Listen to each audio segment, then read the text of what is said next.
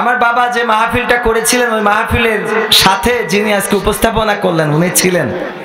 এমনকি কিছুক্ষণ আগে একজন আমাদের ইউটিউবার আমাদের ভাইজানের বাড়ি খাওয়া দাওয়া করলাম, উনার বাড়িতে উনার বাবা আমার আব্বার মাহফিলের শ্রোতা ছিলেন, সর্বশেষ মাহফিলের। উনারা আছেন কিন্তু আব্বা নাই, আজ 22টা বছর হয়ে গেল। সুতরাং আমরা কেউই থাকবো না, আজকের এই মাহফিলটা আমাদের সবার নাজাতের ওসিলা হয়ে যাক, বলেন আমিন।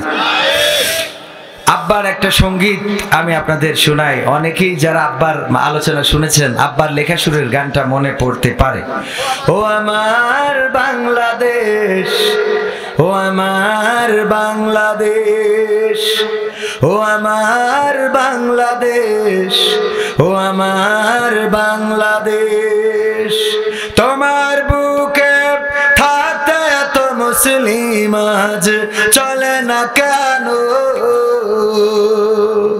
আল্লাহর দেওয়া কোরআনের আদেশ, ও আমার বাংলাদেশ, ও আমার বাংলাদেশ, ও আমার বাংলাদেশ, ও আমার বাংলাদেশ।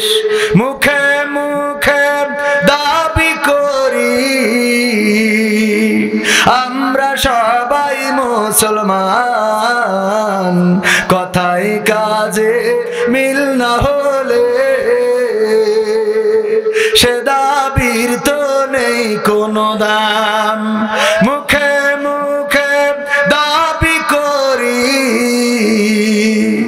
আমরা সবাই মুসলমান, কথায় কাজে মিল না হলে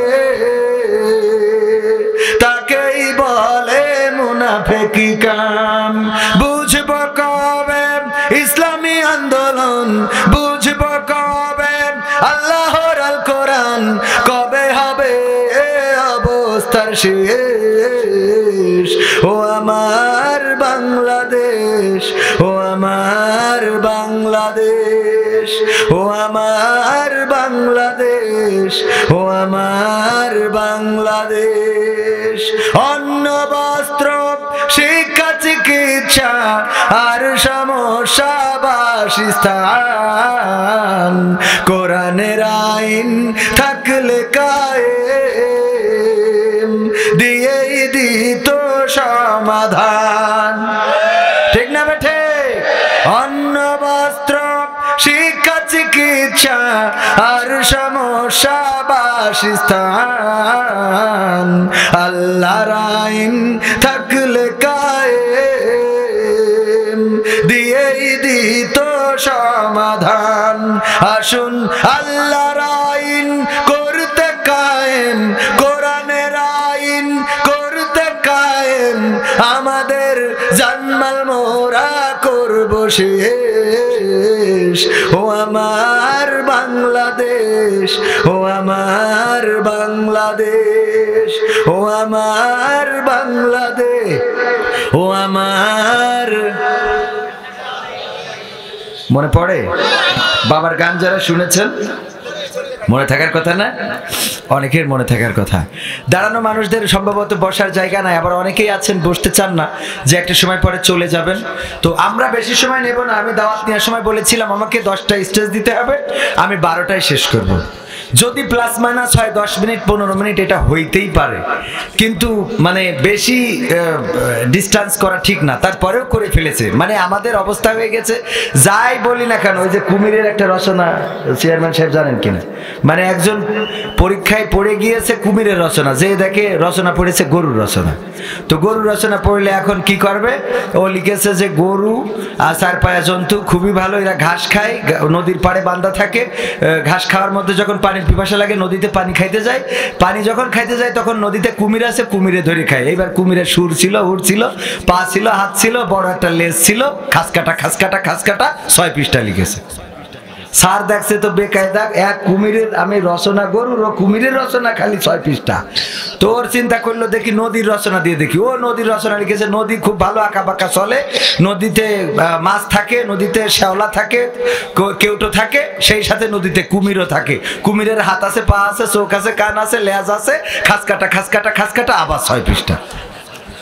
তো স্যার দেখলো যাই দিই খালি কুমিরের রচনা, এরপরে চিন্তা করলো দেই এরপরে একটা বাড়ির রচনা দিই। বাড়ির রচনা দিয়েছে, একটা বাড়ি ছিল খুবই সুন্দর, এই বাড়িটা ছিল নদীর পাড়ে। এই নদীর পাড়ের বাড়িতে বাচ্চা শিশু ছিল একটা, ও একদিন খেলা করতে করতে নদীতে যেই ঝাঁপ দিলে আর অমনি কুমির এসে ধরে নিয়ে গেল। কুমিরের হুল আছে, সুর আছে, লেজাটে আছে, খাস কাটা আবার 6 পৃষ্ঠা। ও চিন্তা করলে তো যাই দিই খালি কুমিরের খাস কাটা, এইবার দিলে শেরে বাংলায় ফজলুল হকের রচনা লিখতি। তো শেরে বাংলায় ফজলুল হকের রচনায় দেখ কুমির কোয়ানে পায়। ও লিখেছে যে শেরে বাংলায় ফজলুল হক খুব ভালো ছিল, বাংলার বাঘ, তার ফ্রেন্ড ছিল খুব ভালো, বই পড়তে সেলি ফেলাই দিত, সব মুখস্থ হয়ে যেত। তো এর সাথে ভারত ভাগ হয়ে গেল, হিন্দুস্তান পাকিস্তান হয়ে গেল। যাওয়ার পরে পাকিস্তান, পূর্ব বাংলা, পশ্চিম বাংলা, যখন পশ্চিম পাকিস্তান হইলো, এই সব করে আমাদের শেরে বাংলাকে ফজলুল হক বলেছিল যে আমরা খাল কেটে কুমির ডেকে নিয়ে আইছি, আর কুমিরের হুল আছে, সুর আছে, লেজ আছে, খাস কাটা। তো আমরা যাই বলি না কেন যে হুজুর 10টায় দেবেন, ও বা 11টা 12টা বাজাবেই, মানে খাস কাটা আছে। পাবনায় বললাম ভাই যে কটায় দেবেন 12টায় শেষ করবো, আপনি যদি 10টায় দেন তাও 12টা, 9টায় দিলেও 12টা, 11টায় দিলেও 12টা, 11:45 যদি দেন তাও 12টা। ওরা আমার 12টার সময় তুলি দেশ দেই হুজুর কটায় শেষ করে। পাবনায় মানুষ মনে করে বুদ্ধি নেই, ওরে বুদ্ধি সাগর। তো যাই হোক, আব্বার স্মৃতিময় অঞ্চল, এই স্টেজে বসে যে বাবা কথা বলেছেন, 22 বছর হলো উনি নাই, সেই স্টেজে আল্লাহ আমাকে আবার বসিয়েছেন। আল্লাহ শুকরিয়া আদায় করছি, বলছি আলহামদুলিল্লাহ। আপনারা কি থাকবেন শেষ পর্যন্ত? যতটুকু সময় আমি এখান থেকে সেরে আবার চলে যেতে হবে নাটোরে, সেখানে রাতে স্টে করে আবার কালকে মাহফিল চাঁপাইনবাবগঞ্জ। তো ওখান থেকে আবার পরের দিনের মাহফিল করার আগে ঢাকাতে একটা অনুষ্ঠান রয়েছে সকালবেলা, যশোরে এসে আবার বিমানে যেয়ে ঢাকা, বাবার বিমানে এসে সাতক্ষীরায় যেতে হবে মাহফিল। মানে মানুষ ছোট কিন্তু দৌড়দৌড়ি বেশি হয়ে গেছে, এই জন্য যতটুকু সময় থাকবো চেষ্টা করব কিছু খোরাক দেওয়ার জন্য। যা বলে ফেলেছে অত যোগ্যতা আমার আবার নেই। চেয়ারম্যান যা বলেছে ইতিপূর্বে আমার ব্যাপারে, যা আমার প্রিয় ভাইজান জুলফিকার আলী উনিও আলোচনার মধ্যে যা বলেছে, অত যোগ্যতা কিন্তু আমার নেই, বেশি বলে ফেলেছে। এত বেশি বলা উচিত হয় নাই, যতটুকু আছে ততটুকু দেওয়ার চেষ্টা করব ইনশাআল্লাহ। যদি আপনারা থাকবেন ইনশাআল্লাহ, থাকলে খেলা হবে, যদি না থাকেন তাহলে খেলা হবে না। ঠিক আছে তো? থাকলে কি হবে? খেলা হবে ইনশাআল্লাহ। ইন্নাল হামদালিল্লাহি নাহমাদুহু ওয়া নাস্তাঈনুহু ওয়া নাস্তাগফিরুহু ওয়া নু'মিনু বিহি ওয়া নাতাওয়াক্কালু আলাইহি ওয়া নাউযু বিল্লাহি মিন শুরুরি আনফুসিনা ওয়া মিন সাইয়্যাতি আ'মালিনা। মান ইয়াহদিহিল্লাহু ফালা মুদিল্লা লাহু ওয়া মান ইউদ্লিলহু ফালা হাদিয়া লাহু ওয়া নাশহাদু আন লা ইলাহা ইল্লাল্লাহু ওয়া নাশহাদু আন্না সাইয়্যিদানা মুহাম্মাদান আবদুহু ওয়া রাসূলুহু আল্লাযী আরসালাহু বিল হাক্কি বাশীরান ওয়া নাযীরান ওয়া দা'iয়ান ইলাল্লাহি বিইذনিহি ওয়া সিরাজাম মুনীরা। ফাকাদ ক্বালা আল্লাহু তাআলা ফি কালামিহিল মাজিদ ওয়াল ফুরকানিহিল হামিদ। সবাই পড়েন আউযু বিল্লাহি মিনাশ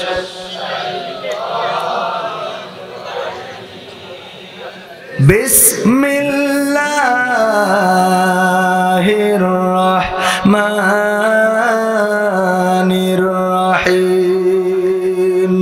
ইয়া আইয়ুহাল্লাযীনা আমানুত্তাকুল্লাহ হাক্কা তুকাতিহি ওয়া লা তামুতুন্না ইল্লা ওয়া আনতুম মুসলিমুন। ওয়া ক্বালা আল্লাহু তাআলা ফি শানি হাবিবি ইন্নাল্লাহা ওয়া মালাইকাতাহু ইউসাল্লুনা আলান নাবি ইয়া আইয়ুহাল্লাযীনা আমানু সাল্লু আলাইহি ওয়া সাল্লিমু তাসলিমা।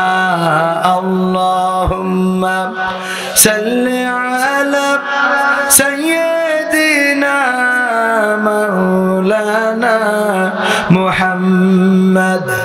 وعلى آل سيدنا এসো হে রাসূল আবার ফিরে আমাদের মাঝে রে নতুন করে খুতবা দিতে কাবার মিনার পরে আল্লাহুম্মা সাল্লি আলা সাইয়্যিদিনা মাওলানা মুহাম্মদ ওয়া আলা আলি সাইয়্যিদিনা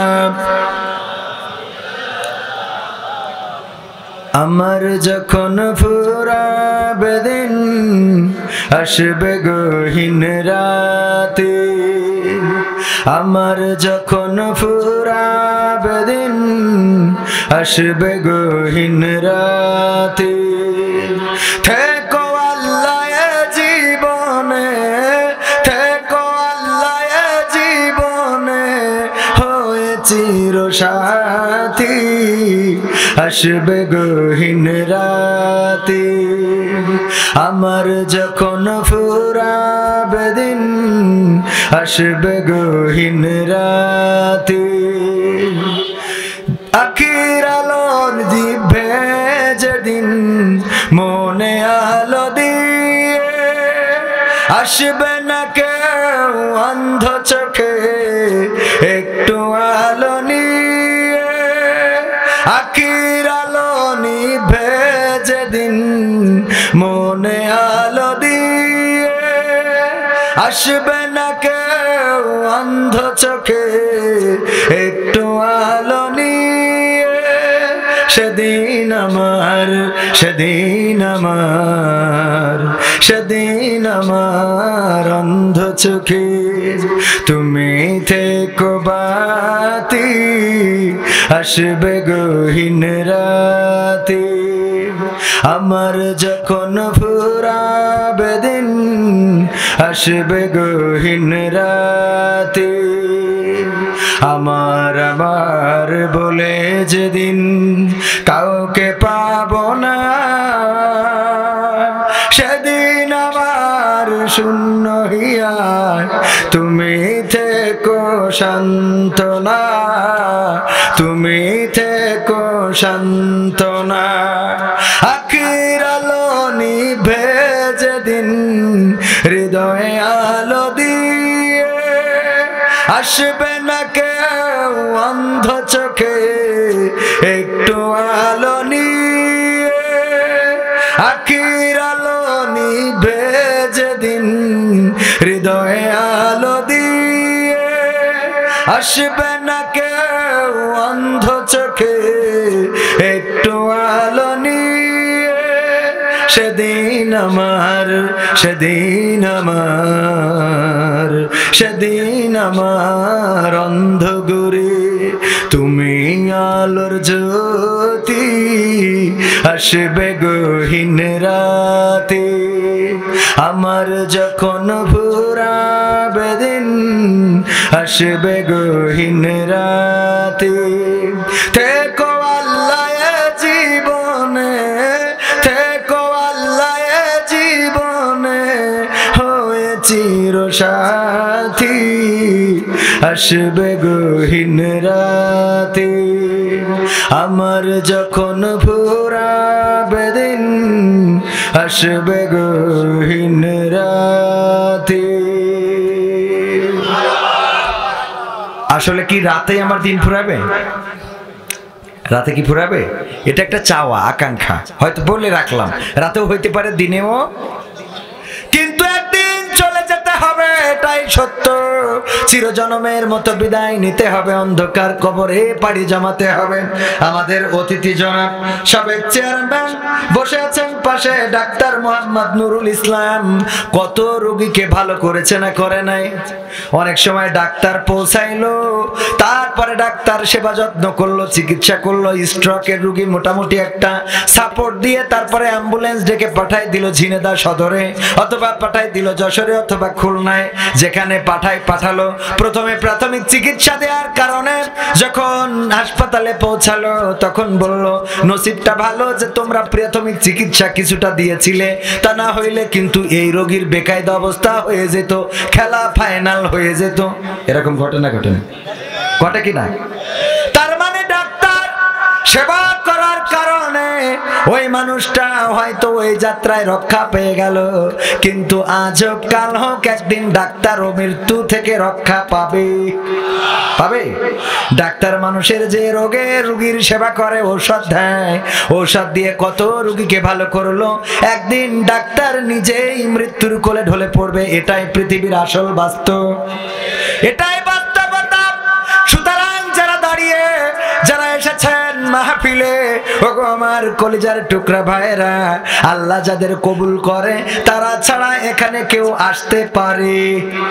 আল্লাহ যাদের কবুল করে না, আল্লাহ রাসূল চাইছিলেন আবু তালিব যেন কলেমা পড়ে মুসলমান হয়ে যায়, কারণ আল্লাহ রাসূলকে সবচেয়ে সহযোগিতা করেছেন আবু তালিব। কাফেরেরা যখন নির্যাতন করেছে, নিষ্পেষণ করেছে, আল্লাহ রাসূলকে ইট পাথর মেরেছে, রক্তাক্ত করেছে, সেই সময় ঢাল হয়ে দাঁড়িয়েছিলেন কে? কেমন ঢাল হয়েছিলেন মনে আছে কিনা? মনে আছে? মক্কার কাফেরেরা বললেন, ওগো আবু তালিব, তোমার ভাতিজা, শুধু তোমার ভাতিজা হওয়ার কারণে আমি কিছু বলি না। মনে করেন চেয়ারম্যান সাহেব, বিএনপির চেয়ারম্যান, উনার ছেলে আওয়ামী লীগের লিডার, কথা উদাহরণ দিচ্ছি, উনার ছেলে আওয়ামী লীগের লিডার, উনি বিএনপির চেয়ারম্যান, এখন আওয়ামী লীগের বিরুদ্ধে দল করে বেড়াচ্ছে। উনার ছেলের ডেকে বলবে যে তোর বাপ বলে কিন্তু এখনো কিছু বলিনি, তা না হলে খেলা হইতো। ঠিক না বেঠিক? এটা হলো কথার কথা বললাম। আবার উনি বিএনপি করে, উনার ছেলে যদি আওয়ামী লীগ করে, আর বিএনপি যদি ক্ষমতায় যায়, অনেকেই বাবার ডেকে বলবে, চেয়ারম্যান গো, তোমার ছেলের কিন্তু কাঠি খুলে দিতাম, খালি তুমি বিএনপি করো, এই জন্য তোমার ছেলে যতই নৌকা টিরাক নিয়ে ঘুরে বেড়াক বেঁচে গেল। কথা বোঝা গেছে তো? এটা উদাহরণ, আবার এটা রাজনীতি নিয়ে না। আমি বলো রাজনীতি করার পছন্দ করি না, আমারও রাজনীতি করার সময়ও নেই। আমি এখানে মহিলা মেম্বারিতে দাঁড়ালো, আপনারা কেউ ভোট দেবেন না? দেবেন? কেউ দেবেন না? এই যে দেখেন, এটা মহিলা মেম্বার কত বড় খারাপ, দেখি না? অসুবিধা নেই, দরকারও নেই, আমি দাঁড়াতেও আসবো না, আমার সময়ও নেই। ফজার বলছে কি, ক্লাসে স্যার বলছে, আপনাদের এদিকেই তো এটা হতো, ক্লাসে স্যার বলছে বেহেশতে যাবে, কিডা হাত তোল, তো সবাই হাত তুলেছে, খালি ফজা হাত তুলিনি। তো বলছে তুই হাত তুললি না কেন? ফজা বেহেশতে যাবে না? বলছে আমার সময় নেই, ছাগল খাওয়া যেতে হবে। বলছে কেন? তো বলছে ছাগল খাওয়াতে যদি না নিয়ে যায়, ছাগল যখন ভ্যাবা করবে না, ওই মা বেহেশতে তো ট্রেনে নিতে খুব আনবে না। আমার বলছে তোর যাওয়া লাগবে না, তোর আল্লাহ বেহেশতে রাখতেও না, তোর যে বাড়াবাড়ি, তা তোর মতো মানুষের বেহেশতে, তো আমার মতো মানুষের মহিলা মেম্বারিতে ভোট দেবেন কি? দাঁড়াতেই তো দেবেন না। আপনারা বলবেন যে খেলা হবে না, ঠিক না বেঠে? ও আমার ভাইরা, উদাহরণ দিতে বললাম, ওগো আমার ভাইরা, এই জন্য আবু তালিব আবু তালিবকে ডেকে বললেন, ওগো আবু তালিব, তুমি যদি তোমার ভাতিজাকে সাবধান না করে দাও, তাহলে কিন্তু তোমার ভাতিজার এই দেশে থাকা হবে না, তোমার ভাতিজা যা করে বেড়াচ্ছে করতে দেব না। তুমি তোমার ভাতিজার শেল্টার দাও বলে এখনো কিছু বলি নাই, তবে আবু তালিব তোমাকে বলে দিই, শোনো, মুহাম্মাদের কাছে আমাদের পক্ষ থেকে 3টা প্রস্তাব নিয়ে যাবা। কয়টা? জোরে বলেন, কয়টা? আরো জোরে, কয়টা? 3টা প্রস্তাব আপনাদের জানাই আছে। এখনকার সময় যদি এমন প্রস্তাব দেয়, বগল বাজাবো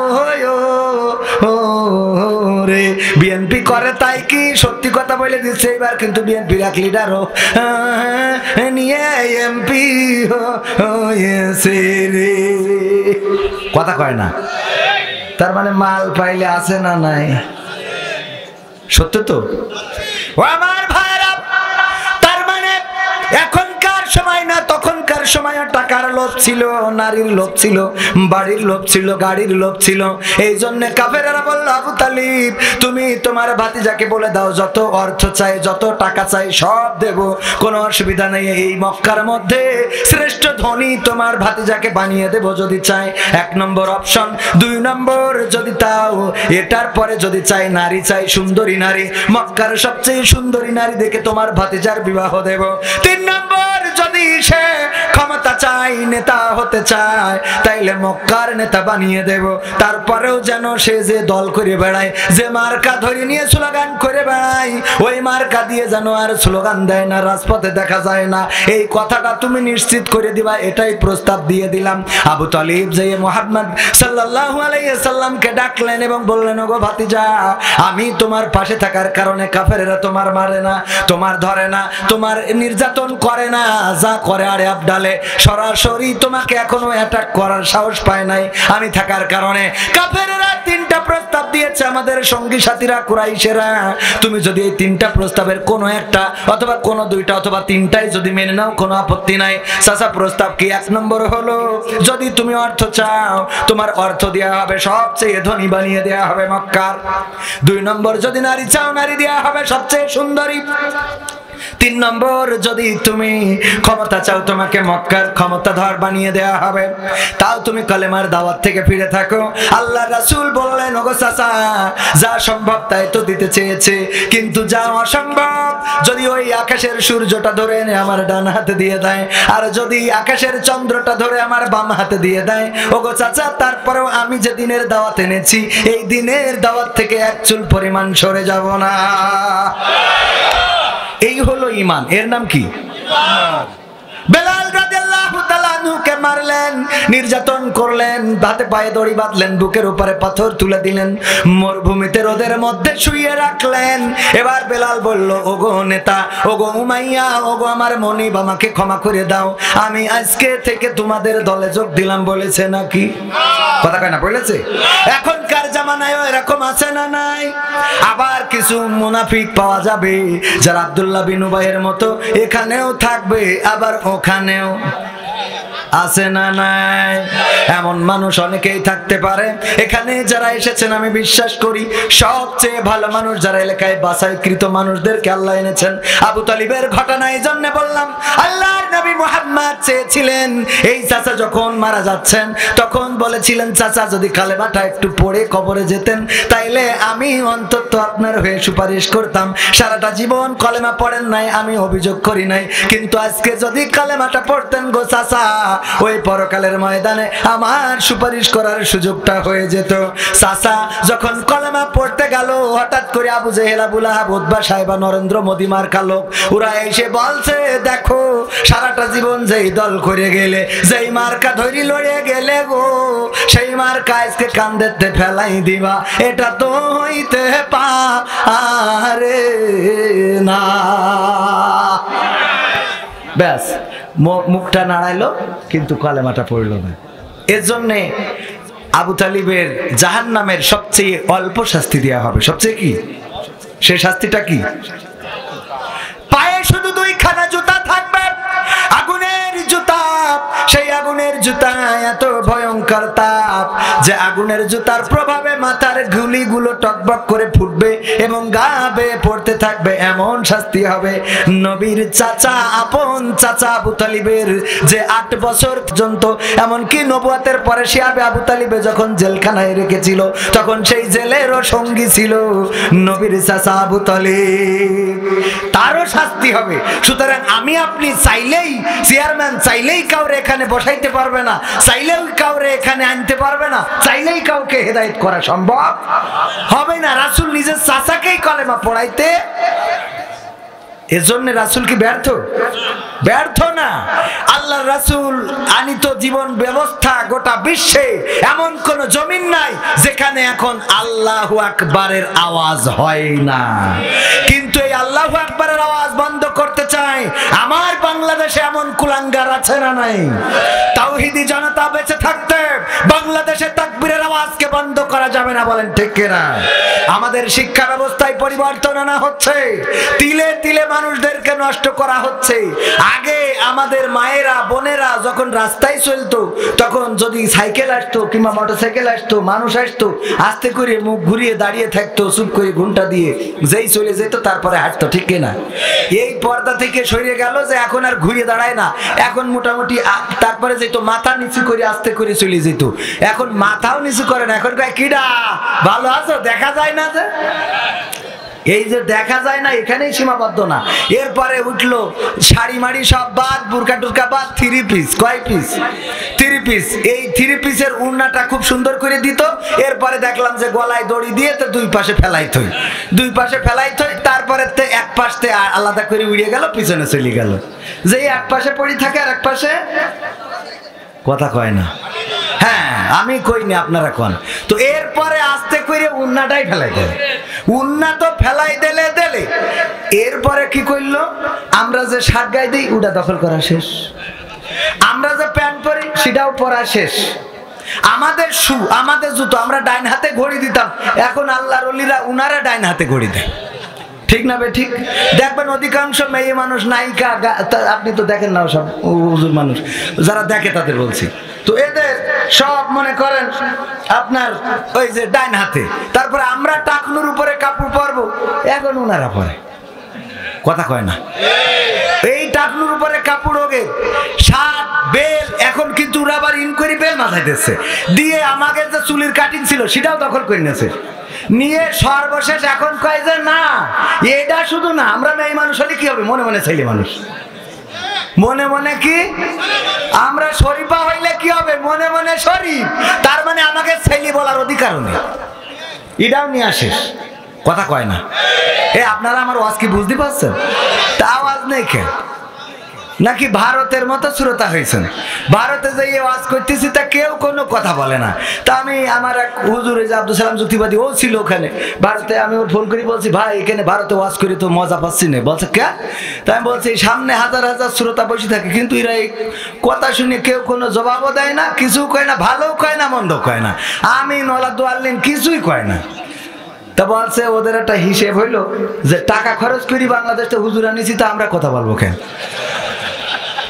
তো এখন আপনারা কি ওরকম চিন্তা করেছেন নাকি যে টাকা খরচ করে যখন হুজুর আনিছি যা বলো তুমি একা বলো, আমরা ওর মধ্যে নেই, এরকম নিয়ত করেছেন? এরকম নিয়ত না করলে একটু আওয়াজ টাওয়াজ দেন, তাহলে অধিকার আমরা ছেলে বলার অধিকারও হারাই ফেলেছি না?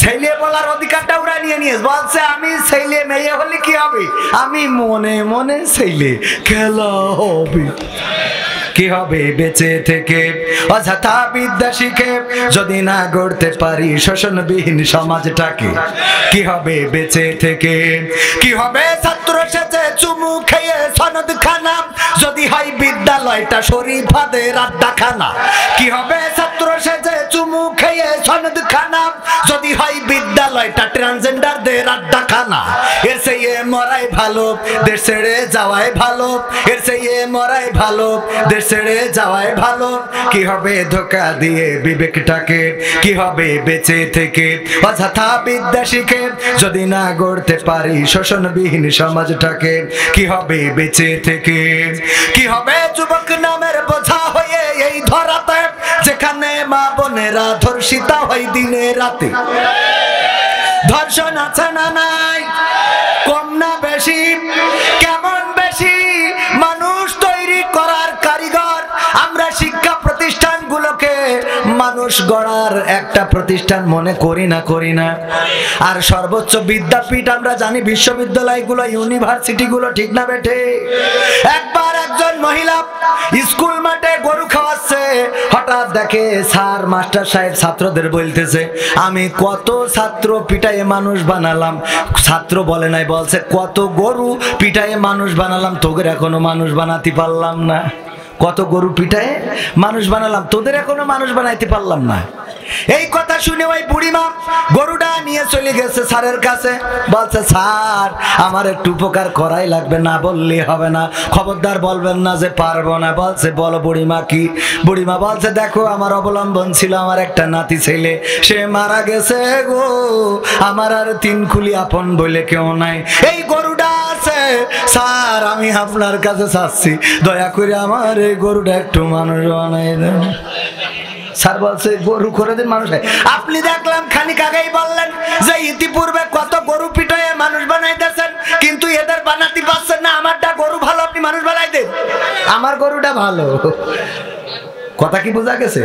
তার মানে শিক্ষা প্রতিষ্ঠান, এটা বলার অর্থ হলো শিক্ষা প্রতিষ্ঠান থেকে গরু পিটায় মানুষ বানানোর অর্থ গরু পিটায় বানানো হয় না, বরং গরুর আচরণ যারা করে তাদেরকে পিটিয়ে পিটিয়ে মানবতা শেখানো হয় না, হয় না, তাদেরকে মানুষের মতো মানুষ বানানো হয়, তাদেরকে সমাজের প্রতিষ্ঠিত সুনাগরিক বানানো হয়। ডাক্তার সাহেব এমনি ডাক্তার হয় নাই, লেখাপড়া করা লেগেছে, স্যারের হাতের বেতের আঘাত সহ্য করা লেগেছে, স্যার কান ধরে বেঞ্চের উপরে দাঁড় করাইছে, সহ্য করা লেগেছে না লাগে নাই? যেই ব্যক্তিটা সহ্য করেছে সেই ব্যক্তি প্রতিষ্ঠিত হয়েছে, আর যে সহ্য করে নাই সে এখন ভ্যান চালায়া খায়। ঠিক না বেঠে?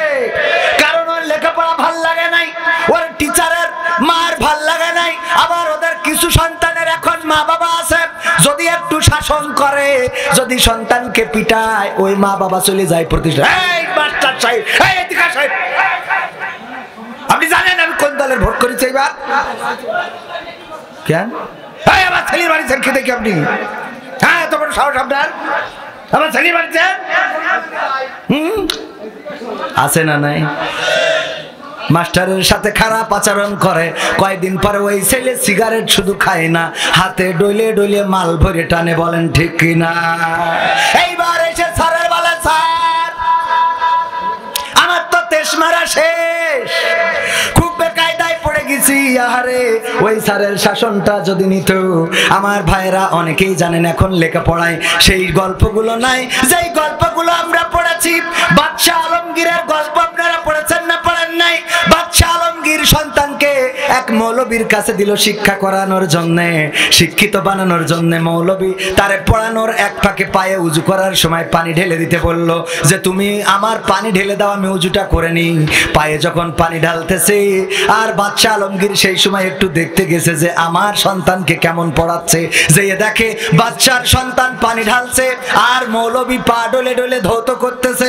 এটা দেখার পরে বাদশাহ বললেন মৌলবী সাহেব আপনি আমার রাজদরবারে দেখা করবেন। মৌলবী তো শেষ, বলতেছে আল্লাহ কত বড় ভুল করলাম, আমি বাদশার ছেলেকে দিয়ে আমার পায়ে পানি ঢালিয়ে নিয়েছি, আজকে যে আমার ফাঁসি হবে হবে এটা নিশ্চিত গো। বিদায় আদায় নিয়ে স্ত্রীর বলল যে আর দেখা হবে না, খেলা ফাইনাল, আর দেখা হবে না। সন্তানের বলল খুকা বিদায় দাও, পরকালে জান্নাতে যদি আল্লাহ দেখা করায় দেখা হবে, কারণ এমন বড় অপরাধ করে ফেলেছি আমি, এমন মানুষের ছেলেকে দিয়ে এমন কাজ করেছি যে আমার ফাঁসি দেও মারবে না, ডাইরেক্ট শুলি চড়াই পাছাতে ঢুকায় মাথাতে বের করবে। সেই সময় শুল ছিল না, কথা কয় না, আমার মেরে ফেলবে। বিদায় নিয়ে গেল, যাওয়ার পরে মাস্টার সাহেবের বলল মাস্টার আমার গোস্তাকি মাফ করবেন, আমি ভুল করে ফেলেছি।